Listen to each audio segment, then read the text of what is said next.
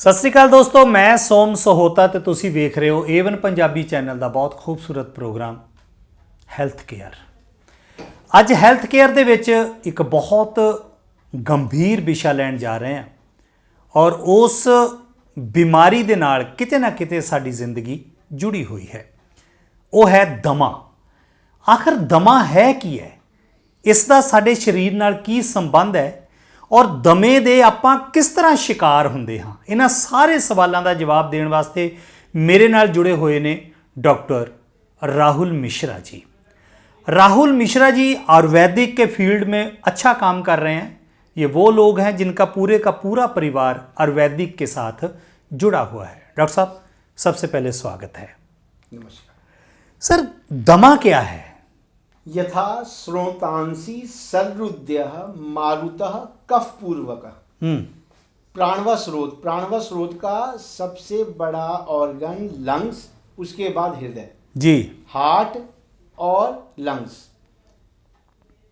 जब ट्रैकिया सांस की नाली और फेफड़ा इनमें रुकावट पैदा होती है, ऑक्सीजन प्रॉपर नहीं अंदर जा पाती है और कार्बन डाइऑक्साइड प्रॉपर बाहर नहीं आ पाता है, तो इस कंडीशन में रोगी नॉर्मली 16 बार पर मिनट सांस लेता है और सांस के मरीज इसको गति बढ़ा के ये 25-30 इससे भी ज़्यादा हो सकता है। तो ये है दमा।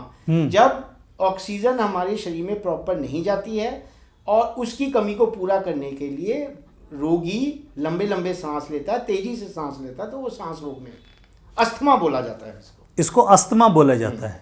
अच्छा डॉक्टर साहब, एक वो ऐसे डुप्लीकेट ऑक्सीजन होती है जो दमे के लोग ही, जो दमे की बीमारी से जूझ रहे हैं, वही लोग इस्तेमाल करते हैं। वो प्रेशर होता है जिसमें मुंह में, वो ऑक्सीजन नहीं होती है, वो एक औषध होती है, एलोपैथिक औषध है, उसको कहते हैं ब्रोंकोडायलेटर। ब्रोंकोडायलेटर माने एक लास्ट वाला पार्ट होता है, ब्रोंकियोल्स बोलते हैं, वो जैसे अंगूर का गुच्छा नहीं होता उसी टाइप का बना होता है, वो उसको डायलेट कर देता है, माने उस अंगूर के गुच्छों को फैला देता है, जिससे ऑक्सीजन है ना प्रॉपर पूरी क्वांटिटी में जाने लग जाती है। ये फॉर द टाइम बिंग होता है, वो ब्रोंकोडायलेटर काम करता है। उसके बाद फिर उसका असर कम होता है, फिर उसको दोबारा लेना पड़ता है, कई बार दिन में 10-10 बार भी लेना पड़ जाता है।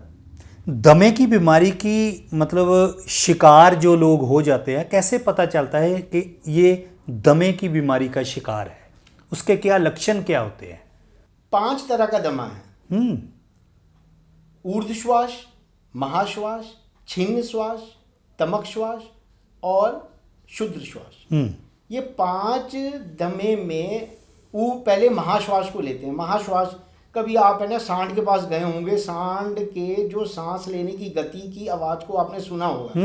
तो महाश्वास में जो सांड जिस तरह की है ना सांस लेता है और आवाज प्रोड्यूस करता है, वो सेम आवाज उसमें है ना प्रोड्यूस होने लग जाती है दमे के मरीज में, दमे के रोगी में।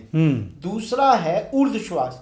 जब रोगी अंदर श्वास तेजी से खींचता है और जो बाहर का श्वास है वो बहुत देर में डालता है, उसको कहते हैं ऊर्ध्व श्वास। ऊर्ध्व माने ऊर्ध्व गति में अपने एब्डोमिनल मसल्स को संकोच करता है। जैसे मैं अभी आप लेके दिखाता हूं,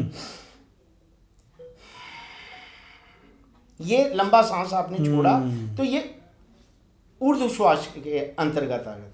फिर छिन्न श्वास, रुक रुक के श्वास लेना, टूटते हुए हिस्से में सांस, ये प्रॉपर पूरा एक बार में सांस ना लेके टूटते हुए वो छिन्न श्वास में आता है।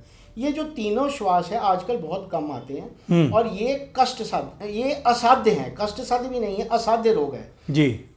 तमक श्वास, ये ब्रोंकियल अस्थमा इसी को कहते हैं। तमक श्वास में कफ की वृद्धि से जो फेफड़े हैं वो भर जाते हैं और उस बलगम भरे फेफड़ों में ऑक्सीजन पूरा अंदर नहीं जा पाती है और जो CO2 है वो बाहर प्रॉपर नहीं निकल पाता है, जिससे ये सांस की बीमारी हो जाती है। अब लक्षणों में क्या होता है, इसमें तेज गति से सांस लेना, आवाज प्रोड्यूस करके सांस लेना और मूर्छा आ जाना, कभी कभी बेहोशी भी आ जाती है इसमें। जैसे ऑक्सीजन प्रॉपर क्वांटिटी में अगर बॉडी को नहीं जाती है तो पेशेंट बेहोश भी हो जाता है।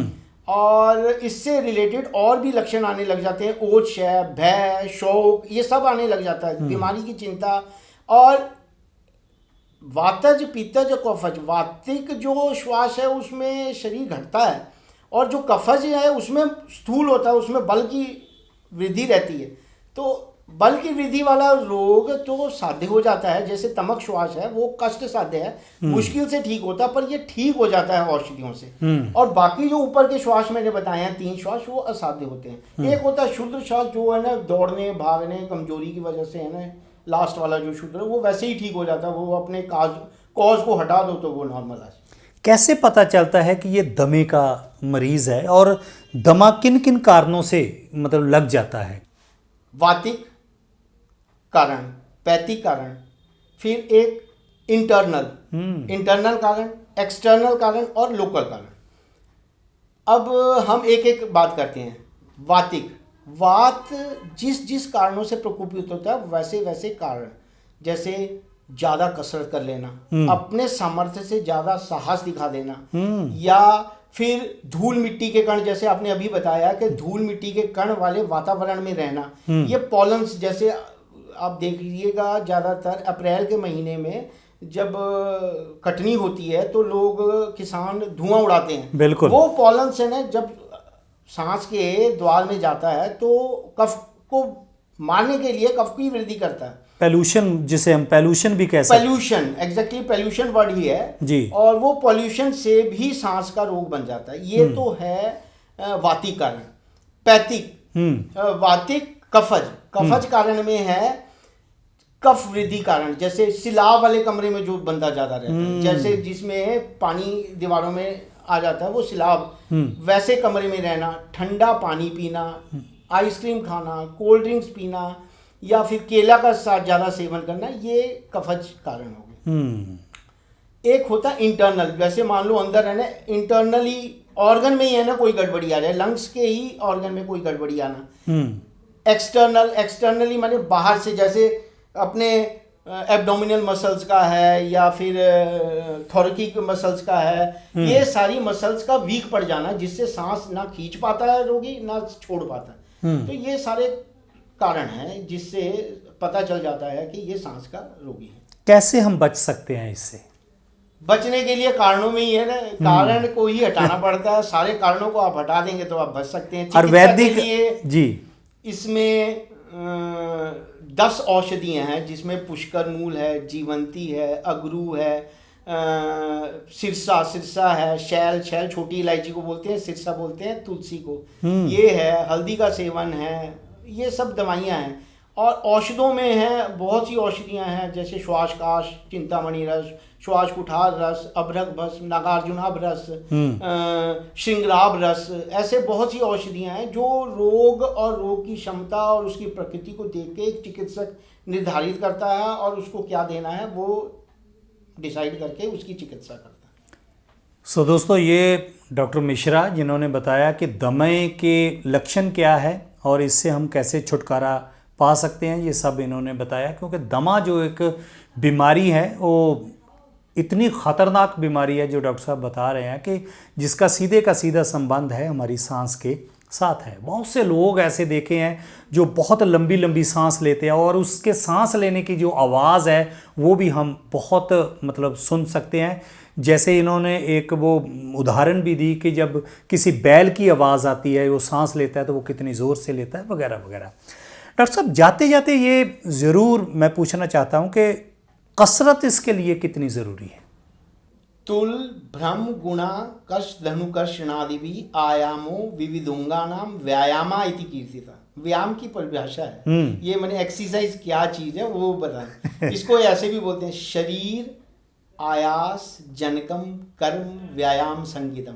माने शरीर में जब पसीना आ जाए, मुंह से सांस लेने की नौबत आ जाए और आर्म पिट्स में आपके बगल में पसीना आ जाए, तो आपको एक्सरसाइज बंद कर देनी चाहिए। कसरत उतनी ही लिमिट तक करनी चाहिए। लेकिन आजकल जिम्स में मैं देखता हूँ कि 2-2 घंटे 3-3 घंटे लोग है ना अपने सामर्थ्य से, और यही बीमारी का कारण भी बन जाता है, अपने सामर्थ्य से साहस से ज़्यादा बल उठा लेते हैं और वजन उठा के weight lifting, chin ups, pushups ऐसे स्ट्रॉन्ग लगाते हैं। 100-100, 150-150, 200-200, 300-300 पुशअप्स लगाते हैं। वो साहस से ज़्यादा सामर्थ्य लगाने से उसको दमा का अटैक हो सकता है। मतलब तो कसरत करने का भी नियम है, आप कसरत जरूर करें। कसरत करने से ऑक्सीजनेटेड ब्लड बनता जी। है, ऑक्सीजन पूरी, विष्णु पदामृत बोलते हैं इसको, ऑक्सीजन पूरी अंदर जाती है और CO2 पूरी मात्रा में बाहर निकलती है, और इसके हार्मोनल सीक्रेशन भी है ना प्रॉपर काम करते हैं। तो कसरत बहुत अच्छी विधि है किसी भी बीमारी को हटाने के लिए, ना केवल सांस के या ना केवल डिप्रेशन या ना बिल्कुल। किसी, स्वस्थ रखने के लिए ही कसरत बहुत अच्छी है अपनी आप में। और इस कसरत को भी मतलब लिमिट में करें, लिमिट में करें, ये इसका विधान है। कसरत पे कभी आपसे बात करेंगे तो बहुत डिटेल है, किसको कसरत करनी चाहिए, कौन कसरत के लायक है, रोगी जैसे स्त्रियां हैं, बच्चे हैं या जैसे मजदूर हैं, उन लोगों को कसरत करने की जरूरत नहीं है। जो काम करते हैं, हाँ, हाथों से काम अपने आप ही कर रहे हैं, वो तो कसरत कर ही रहे हैं दिन भर। बिल्कुल। और जैसे पहले गाँवों में है ना, वो चक्की चलाते थे, रस्सी खींचते थे, बहुत जोर का काम करते थे, तो उन लोगों को कसरत करने की कोई जरूरत नहीं। कसरत तो आजकल इसलिए बोला जाता है कि आपका शारीरिक श्रम बिल्कुल जीरो हो गया। सारा चीज, आप मार्केटिंग करने के लिए भी बाहर नहीं जा रहे हैं, बाहर जाने के लिए भी तो आप बाहर जाएंगे, चलेंगे, शॉप पे चढ़ेंगे, उतरेंगे, हल्की कसरत होगी। अब तो वो भी खत्म हो गई, अब तो ऑनलाइन आप परचेजिंग कर रहे हैं, दिन रात मोबाइल पे बैठे हुए हैं, तो फिजिकल स्ट्रेंथ तो आपकी, आप फिजिकल एक्सरसाइज तो कोई कर ही नहीं रहे हैं, मेंटल एक्सरसाइज कर रहे हैं। सो डॉक्टर मिश्रा, बहुत बहुत मेहरबानी, आपने वक्त दिया, बहुत अच्छा लगा, आपने बहुत जानकारी दी है दमे के बारे में। और अब बात है कि हम इस दमे की बीमारी से कैसे छुटकारा पा सकें। आपको हमारा ये कार्यक्रम कैसा लगा, फीडबैक ज़रूर देनी। अंत में आप जुड़े रहें A1 पंजाबी टीवी के साथ। नमस्कार। A1 ਪੰਜਾਬੀ ਦੀ ਨਵੀਂ ਅਪਡੇਟ ਲਈ ਬੈਲ ਆਈਕਨ ਨੂੰ ਕਲਿੱਕ ਕਰੋ ਤੇ A1 ਪੰਜਾਬੀ ਨੂੰ ਸਬਸਕ੍ਰਾਈਬ ਕਰੋ।